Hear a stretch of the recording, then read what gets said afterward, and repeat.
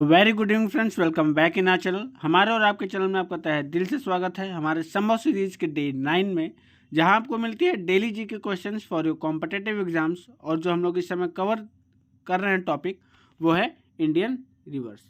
ठीक है, तो चलिए हम लोग देखते हैं अपने डे 9 का पहला क्वेश्चन। वो है, निम्नलिखित में से कौन सा शहर गंगा नदी के तट पर स्थित नहीं है।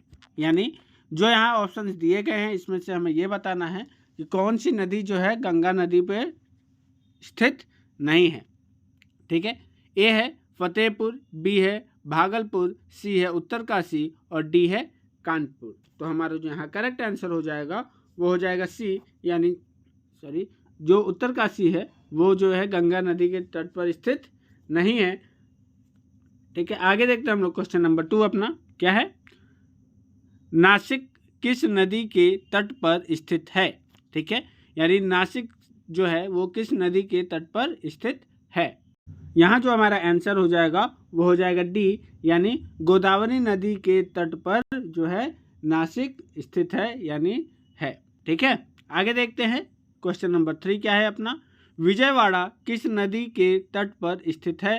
तो हमारा जो यहाँ करेक्ट आंसर हो जाएगा वो हो जाएगा बी, यानी कृष्णा नदी के तट पर विजयवाड़ा स्थित है। ठीक है, आगे देखते हैं क्वेश्चन नंबर 4 क्या है अपना। सूरत किस नदी के तट पर स्थित है। सूरत जो है वो किस नदी के तट पर स्थित है। तो ए है नर्मदा, बी है शरावती, सी है माही और डी है ताप्ती। तो हमारा जो यहाँ करेक्ट आंसर हो जाएगा वो हो जाएगा क्या, डी, यानी ताप्ती नदी के तट पर जो है सूरत स्थित है। ठीक है, आगे देखते हैं अपना क्वेश्चन नंबर 5 क्या है। गंगा नदी की कुल लंबाई लगभग है। ठीक है, गंगा नदी की जो है कुल लंबाई कितनी है। तो गंगा नदी की जो लंबाई है हमारा यहाँ ऑप्शन सी करेक्ट होगा, यानी 2500 किमी। ठीक है, आगे देखते हैं अपना क्वेश्चन नंबर 6 क्या है। हिमालय नदियों की विशेषताओं के संबंध में निम्नलिखित में से कौन सा सत्य है। ठीक है, 1 क्या है, उसमें से कई के स्रोत आंतरिक हिमालय में है। दूसरा है उसका प्रभाव 12 मासी है। तीसरा है उसमें अपरदन की बहुत बड़ी क्षमता होती है। और चौथा है वे घाटियाँ नहीं बनाते हैं। तो हमारा जो यहाँ करेक्ट आंसर हो जाएगा वो हो जाएगा बी, यानी पहला, दूसरा और तीसरा जो है सत्य है। ठीक है, पहला, दूसरा और तीसरा जो है वो सत्य है। ठीक, आगे देखते हैं अपना क्वेश्चन नंबर 7 क्या है।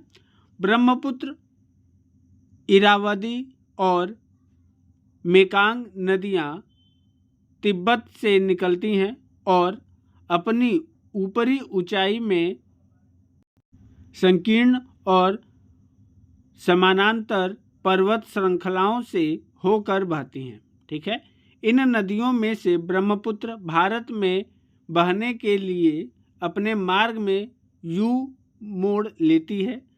यह यू टर्न किसके कारण होता है।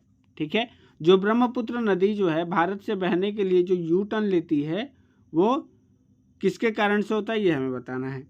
ठीक है, तो हमारा जो यहाँ करेक्ट आंसर हो जाएगा वो हो जाएगा ए और बी, यानी डी ऑप्शन सही होगा। हम लोग देखते हैं किस लिए लेती है। ए क्या है, मुड़ी हुई हिमालय श्रृंखला का उत्थान। ठीक है, यानी जो मुड़ी हुई हिमालय श्रृंखला है उसके वजह से। और बी क्या है, भूवैज्ञानिक रूप से युवा हिमालय का सिंटैक्सियल झुकाव की वजह से। ठीक है, अब देखते हैं अपना क्वेश्चन नंबर 8 क्या है। भागीरथी और अलकनंदा नदी के संगम पर स्थित शहर है। यानी भागीरथी और अलकनंदा नदी जहाँ मिलती हैं वो किस शहर पर जाकर मिलती हैं, यानी संगम में जो स्थित शहर है वो कौन सा शहर है। तो हमारा जो यहाँ करेक्ट आंसर हो जाएगा वो हो जाएगा क्या, देव प्रयाग। ठीक है, देवप्रयाग पे जो है भागीरथी और अलकनंदा जाकर मिलती हैं। ठीक है, आगे देखते हैं अपना क्वेश्चन नंबर 9। नदी अपनी सहायक नदियों के साथ सिक्किम राज्य में बहती है।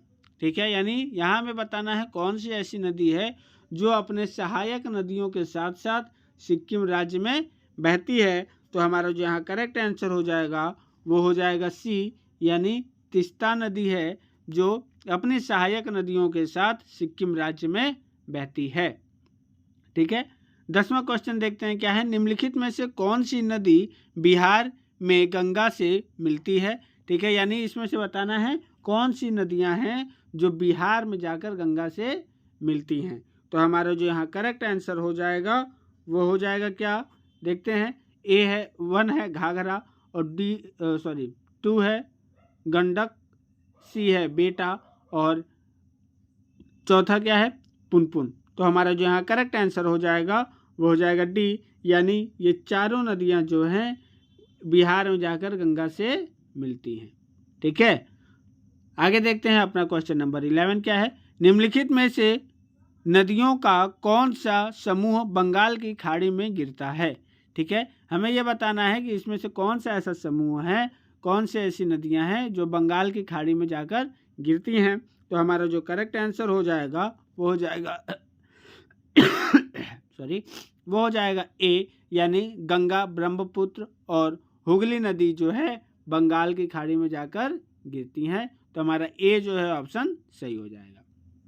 ठीक है, आगे देखते हैं अपना क्वेश्चन नंबर 12 क्या है। भारत की पूर्व की ओर बहने वाली निम्नलिखित नदियों में से किस नदी में डाउन वापिंग के कारण दरार घाटी है। हमारा जो यहाँ करेक्ट आंसर हो जाएगा वो हो जाएगा ए, यानी दामोदर नदी के कारण होती है वो। ठीक है, आगे देखते हैं क्वेश्चन नंबर 13 अपना क्या है। हिमालय नदियों के बारे में निम्नलिखित में से कौन सा कथन सही नहीं है। ठीक है, हमें क्या बताना है यहाँ पे कौन सा कथन जो है सही नहीं है। ए है उसके पास बहुत बड़े बेसिन है, बी है उसमें से कई विशाल घाटियों से होकर गुजरते हैं, सी है वे बहुत कम क्षरण क्रिया करते हैं और डी है मैदान के ऊपर वे घूमने की प्रबल प्रकृति दर्शित करते हैं और अक्सर अपना बिस्तर बदलते रहते हैं। तो हमारा जो यहाँ करेक्ट आंसर हो जाएगा वो हो जाएगा सी, यानी वे बहुत कम क्षरण क्रिया करते हैं। तो ये जो है ये गलत है, इसलिए सही हो जाएगा यहाँ पे। ठीक है, आगे देखते हैं अपना क्वेश्चन नंबर 14 क्या है। भारत में किस नदी को खुला सीवर कहा जाता है। तो हमारा जो यहाँ करेक्ट आंसर हो जाएगा वो हो जाएगा बी, यानी यमुना को जो है खुला सीवर कहा जाता है, यानी बहुत ही गंदी पानी होती है यमुना की।